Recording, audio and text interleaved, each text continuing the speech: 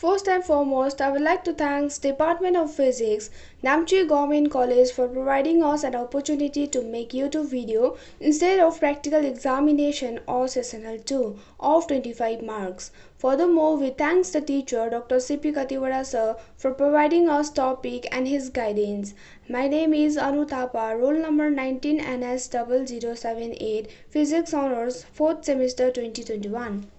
So let's move forward with our first topic, that is addition of velocity. र Edison of भेलोसिटीलाई prove गर्नुको लागि हामीलाई सबैभन्दा पहिला दुईटा फ्रेम अफ रेफरेन्स लिनुपर्छ जुन मैले यहाँ लेखेको छु S and S prime frame र यो एस फ्रेमको कोअर्डिनेट एक्सिस छ X Y and Z axis with origin O र एस प्राइम फ्रेमको लागि छ X prime Y prime Z prime with origin O prime र at T is equals to 0 जब टाइम 0 हुन्छ तब के हुन्छ भने यो दुईटा फ्रेम कोइन्साइड गर्छ that means O and O prime जुन ओरिजिन छ यो कोइन्साइड गर्छ र जसरी टाइम फ्लो हुँदा यो एस प्राइम जुन छ एस प्राइम फ्रेम यो मुभ हुन्छ with constant velocity v vector towards positive x direction यो डिरेक्सनमा मुभ गर्छ र सर्टन टाइमको बाद यसले डिस्टेन्स कभर गरेर अगाडि जान्छ र हामीले एउटा मुभिङ पार्टिकलको पोजिसनलाई यहाँनिर मैले लिएको छु र यसलाई मैले p ले डिनोट गरेको छु र यो p को space time coordinate with respect to S frame के हुन्छ भने x y z and t र यो p को space time coordinate with respect to S prime frame x prime y prime z prime and t prime र यो कोअर्डिनेटको जुन रिलेसन छ यो दुईटाको relation x and x prime y and y prime z and z prime t and t prime को बीचको relation चाहिँ केमा डिपेन्ड गर्छ भन्दा यो s प्राइम को भेलोसिटीमा यो कतिको भेलोसिटीमा मुभ हुँदैछ र यदि यो s प्राइम फ्रेम को जुन चाहिँ भेलोसिटी छ त्यो चाहिँ स्पिड अफ लाइट को भन्दा यदि धेरै कम्ती छ भने जस्तै अब हाम्रो डेली लाइफमा हामी रिलेट गर्न सक्छौं जस्तै मुभिङ ट्रेनको स्पिड मुभिङ एरोप्लेनको स्पिड मुभिङ कारको स्पिड जतिकै छ त्योसँग रिलेटेबल छ यदि भने चाहिँ यसको यसको बीचको यो कोअर्डिनेटको बीचको इक्वेसन रिलेसन चाहिँ केले दिन्छ ग्यालिलियन ट्रान्सफर्मेसन इक्वेसनले दिन्छ र मानिलियौं कि यो जुन चाहिँ एस फ्रेम छ एस फ्रेमको ओरिजिनमा एउटा अब्जर्भर बसेको छ र जुन एस प्राइम फ्रेम छ यो एस प्राइम फ्रेमको ओरिजिनमा एउटा अब्जर्भर बसेको छ र यो दुईटै अब्जर्भरले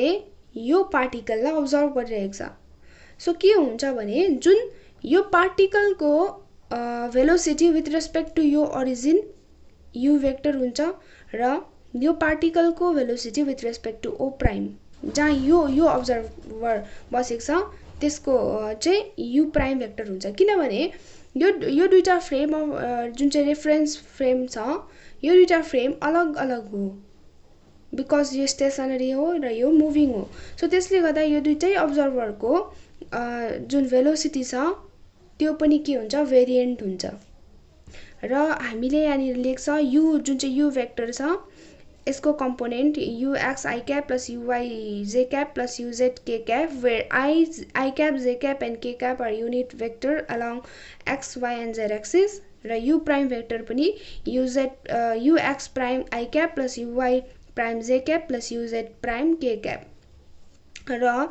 according to Galilean transformation equation यसको बीचको रिलेसन के हुन्छ ux prime is equals to ux minus v uy prime is equals to uy uz prime is equals to uz यो हुन्छ तर अब हामीलाई जुन चाहिँ एडिसन अफ भेलोसिटी छ त्यो निकाल्नुको लागि हामीलाई के चाहिन्छ भन्दा के गर्नुपर्छ भने हामीले यसको रिलेसन केबाट निकाल्नुपर्छ रिलेटिभिस्टिक रेन्जमा निकाल्नुपर्छ हेर्नुपर्छ त्यो चाहिँ के हो भन्दा फेरि त्यो चाहिँ यदि यो जुन एस प्राइम फ्रेम छ एस प्राइम फ्रेमको भेलोसिटी चाहिँ भेलोसिटी अफ लाइट सँग रिलेटेबल छ त्यस जति नै छ अब त्यो भन्दा स्पिड अफ लाइट भन्दा बेसी त हुनु सक्दैन त्यो जति पनि हुनु सक्दैन तर यदि अब जस्तै स्पिड अफ लाइट कति हो भन्दा 3 लाख मिटर पर सेकेन्ड हो भने हामीले सपोज यो एस प्राइम फ्रेमको स्पिड चाहिँ 2 लाख मिटर पर सेकेन्ड छ यदि भने चाहिँ त्यति बेला चाहिँ हामीलाई यो रिलेसन चाहिँ केले दिन्छ यहाँ यसको यो दुईटाको बीचको रिलेसन चाहिँ केले दिन्छ लोरेन्ज ट्रान्सफर्मेसन इक्वेसनले दिन्छ र जुन चाहिँ यो दुईटाको बीचको रिलेसन लोरेन्ज ट्रान्सफर्मेसन इक्वेसनबाट हामी निकाल्छौं त्यही चाहिँ हो एडिसन अफ भेलोसिटी सो हामीलाई यादै छ लोरेन्ज ट्रान्सफर्मेसन इक्वेसन जुन हामीले प्रिभियस सेक्सनमा पढिसकेको छौं त्यो हो यसको चारटा रिलेसन छ equation x prime is equals to x minus vt divided by root over 1 minus v square upon c square y prime is equals to y z prime is equals to z t prime is equals to t minus xv upon c square whole divided by root over 1 minus v square upon c square. यो भयो हाम्रो चारटा लोरेन्ज transformation equation को relation. Now हामी यसलाई हेर्ने छौं अगाडि.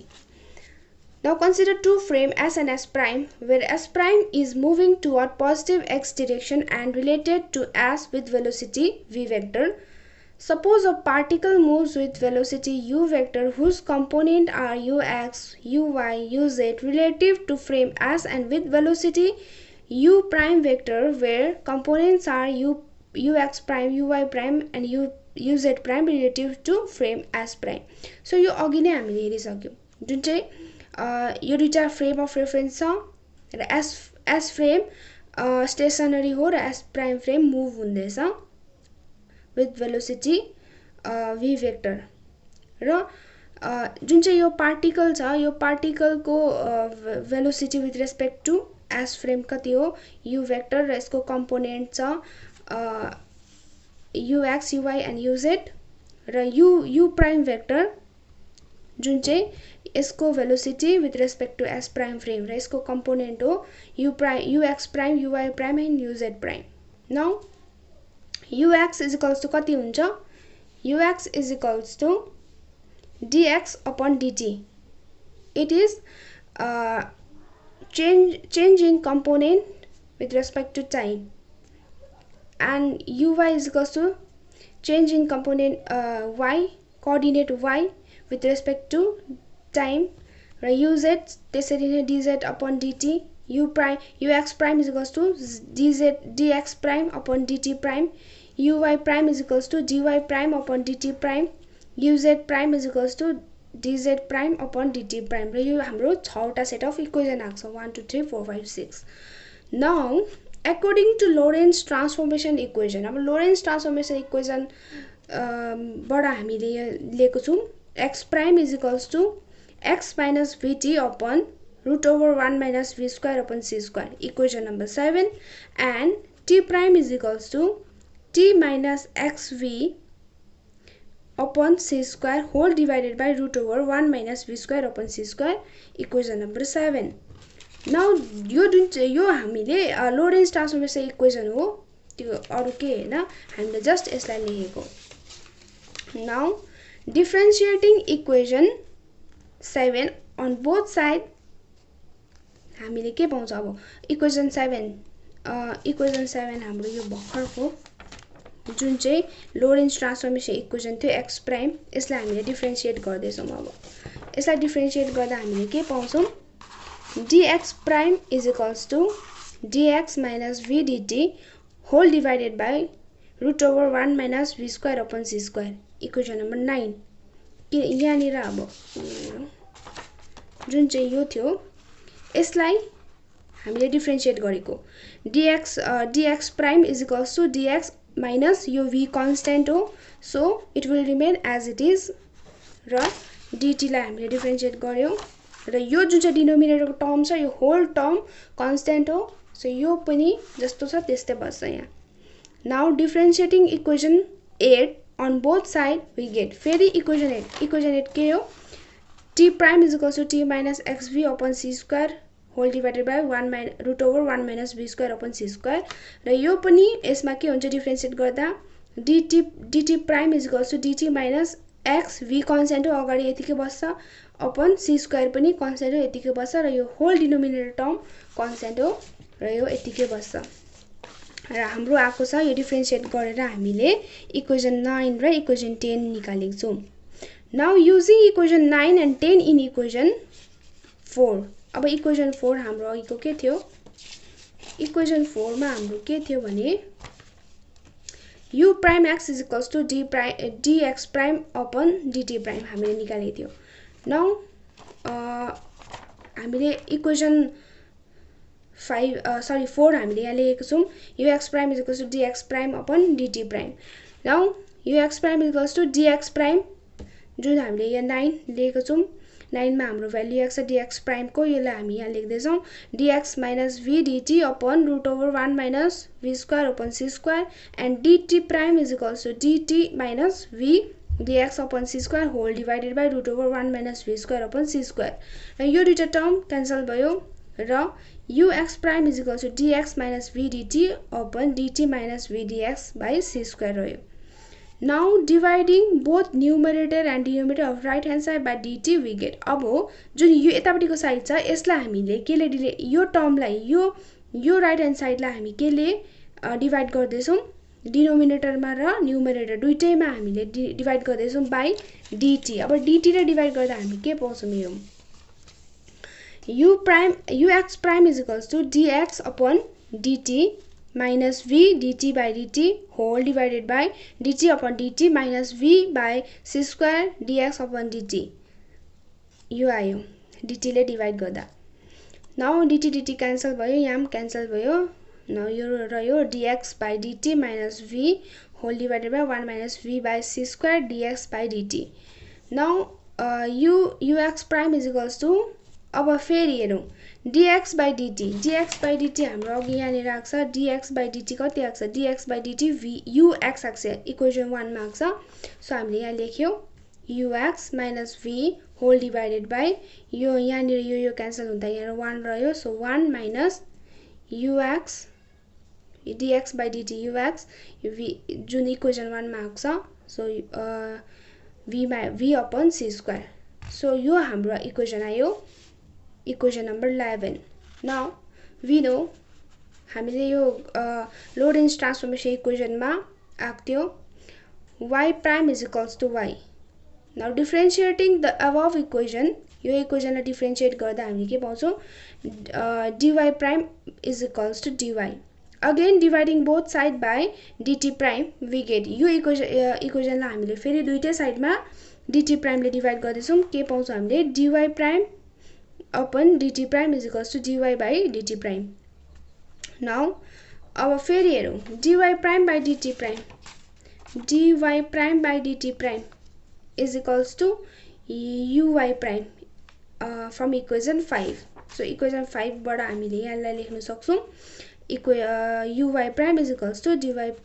upon dt prime again uy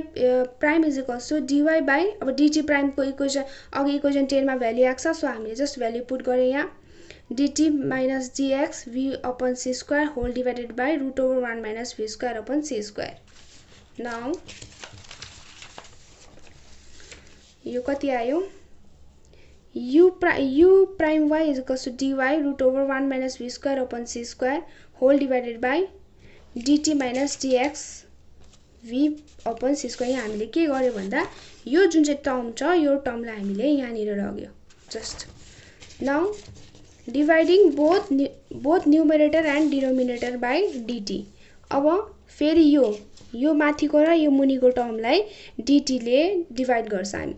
के पाउँछौं हामीले u prime y is equals to dy upon dt root over 1 minus v square upon c square whole divided by dt minus dx by dt v by c square यो dt ले हामीले divide गर्यो यो cancel भयो र 1 रह्यो यहाँ नि अब के रह्यो uy prime is equals to dy by dt अब dy by dt भनेको कति हो dy by dt भनेको uy from equation 2 so हामीले यहाँ नि uy लेख्यो अनि यो जति छ त्यति नै रह्यो root over 1 minus v square upon c square whole divided by यो क्यान्सल भयो 1 minus dx by dt भनेको फेरि dx by dt भनेको कति हो इक्वेसन 1 बाट हामी लेख्न सक्छौं ux सो यहाँ ux भयो v upon c square यो हाम्रो आयो इक्वेसन 12 अगेन फेरि लोरेन्ज ट्रान्सफर्मेसन के एउटा equation z prime is equals to z. Differentiating both side we get dz prime is equals to dz. अब यो दुईटै साइडमा हामीले डिफरेन्शिएट गर्दाखेरि यति आयो. Now dividing the above equation by dt prime we get. अब यो इक्वेसनलाई हामीले फेरि कतिले डिवाइड गर्दैछ dt प्राइमले. dz प्राइम बाइ dt प्राइम is equals to dz by dt prime. अब फेरि इक्वेसन 6 मा अघि लेखेछ uz prime is equals to dz prime by dt prime. So यहाँ हामीले लेख्न सक्छौं dz prime by dt prime लाई u prime z लेख्न सक्छौं. So is equals to dz by dt prime from equation 6 लेखेछ. फेरि uz prime is equals to dz upon फेरि dt prime अघि इक्वेसन 10 मा यसको भ्यालु आएको छ. यसको भ्यालु हामी पुट गर्छौं यहाँ dt minus dx v upon c square whole divided by 1 minus v square upon c square. Now u prime z uz prime is equals to dz root over 1 minus v square upon c square whole divided by dt minus dx v by c square. अब यहाँ अघि हामीले जुन equation थियो त्यसरी हामीले त्यो मुनिको टर्मलाई माथि लगेको हामीले यो टर्मलाई माथि लगेको यहाँ. Now dividing both numerator and denominator by dt we get फेरि यो जुन चाहिँ इक्वेसन छ त्यसले राइट ह्यान्ड साइडलाई हामीले राइट ह्यान्ड साइडको न्युमरेटर र डिनोमिनेटर दुईटैलाई हामीले केले डिवाइड गर्दैछ अब dt ले. we get uz prime is equal to dz by dt root over 1 minus v square upon c square whole divided by dt minus dx by dt v upon c square. यो cancel भएर 1 रहन्छ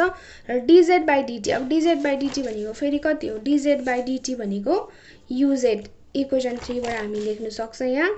यसलाई हामीले uz लेख्न सक्यो root over 1 minus v square upon c square whole divided by यो cancel भएर 1 रह्यो माइनस dx by dt. अब dx by dt भनेको फेरि ux फ्रम इक्वेसन 1 हामी लेख्न सक्यो. सो यहाँ रह्यो v अपन c स्क्वायर. यो इक्वेसन 12 भयो. नाउ हाम्रो आको छ इक्वेसन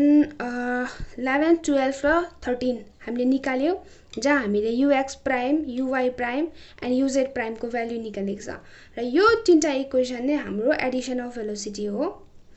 र हामीले फेरि अब के छ भन्दा फेरि यदि यो चाहिँ अब के को लागि हो भन्दा यदि एस प्राइम फ्रेम को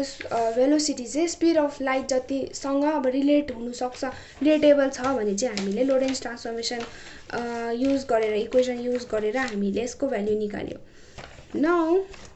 एउटा एक्जाम्पल कन्सिडर गरौँ. यदि हामीले हाम्रो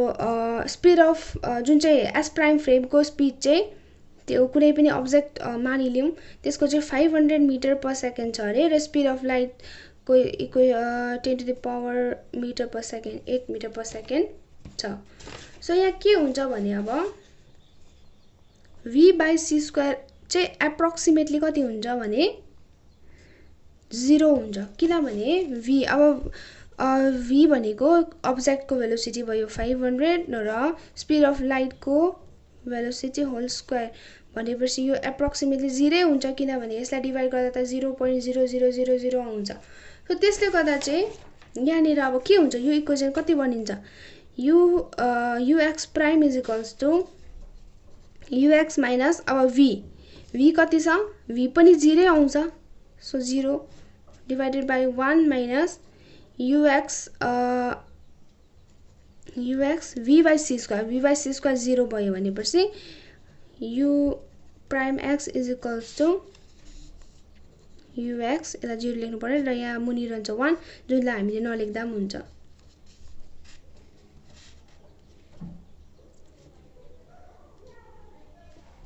सरी यहाँनिर minus v and u prime y is equals to uy root over 1 minus v square by c square. यो v square by c square 0 आएपछि यो root over 1 को 1 नै हुन्छ र यहाँ यतिकै रहन्छ. यो मुनि डिनोमिनेटरमा पनि 1 minus ux v upon c square यो टर्म 0 भएपछि यो 1 रहन्छ जुनलाई हामीले नलेख्दा पनि हुन्छ. u prime y is equals to uy and again u prime z is equals to uz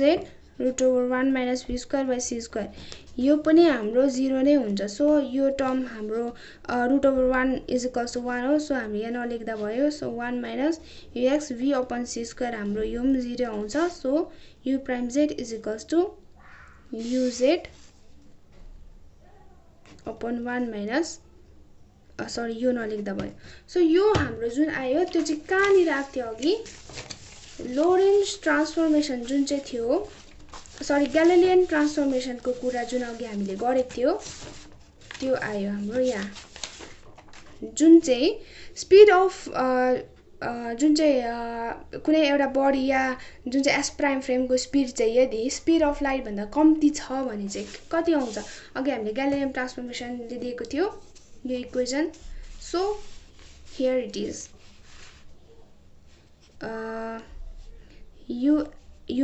ux prime is equals to ux minus v, uy prime is equals to uy, and uz prime is equals to uz.